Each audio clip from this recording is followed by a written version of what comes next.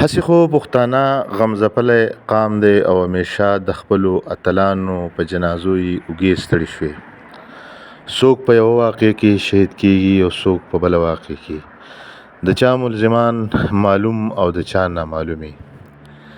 او دغه شانتې د دې غمځپلي او بدنصیبي قام همیشه چې د چا خوله چلیږي، څوک د خپل قام خبره کوي، څوک د وطن خبره کوي، هغه زمونږ نه جدا کیږي او د خاورو پناه کیږي او د خاورو ډیرې پې جوړیږي. تېره ورځ لوی قانوندان، قام پرست لیډر او زمونږ د سترګو تور عطاالله جان ایډوکیټ چې په یو شخړه کې د یو بدنصیبي پښتون د لاسه شهید شو او د ده سره په هغې کې 8 کسان نور زخمیان شول. او دغه قام چې همیشه د هغوی کورونو ته لاشونه په وینو سرځي، یو ځل بیا زمونږ د قام یو اتل، زمونږ د قام یو رهنما بیا په یو داسې معمولي خبرو کې شهید شو. عطاالله جان نن جنازه وه او دغه جنازه نه صرف دا چې د دې علاقې ډیره لویه جنازه وه، په دې جنازه کې د علاقې سیاسي سماجي خلکو، وکیلانو، سیاسي لیډرانو، سرکاري خلکو په زرګونو په تعداد کې شرکت وکړو.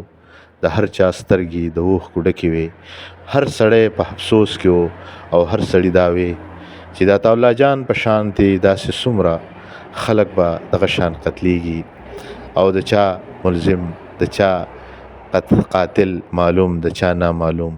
خو دا ولې داسې کیږي؟ د عطاالله جان په شانتې خلک په صدو کې پیدا کیږي.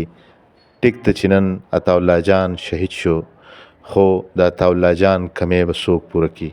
عطاالله جان نه صرف دا چې یو خوږژبی شاعر، یو لیکوال، یو قانوندان، یو قام پرست لیډر و، بلکې هغه یو داسې انسان و چې کله به هم ته میلاو شوې نو تا به وې چې دا زما د زمانو ملګری او یار دوست دی.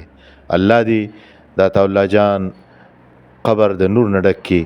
الله تعالی دې د هغه ټول ژوند پرهته کړي او الله تعالی دې زمونږ په وطن کې امن راولي. الله دې زمونږ وطن په امن کړي. الله دې پښتنو د لاسونو ټوپکې لرې کړي. الله تعالی دې زمونږ په بچو، زمونږ په لاسونو کې کتابونه ورکړي او مونږ دې الله د ټوپکو نه خلاص کړي. ذاکر محمد په ریکورډ سوات.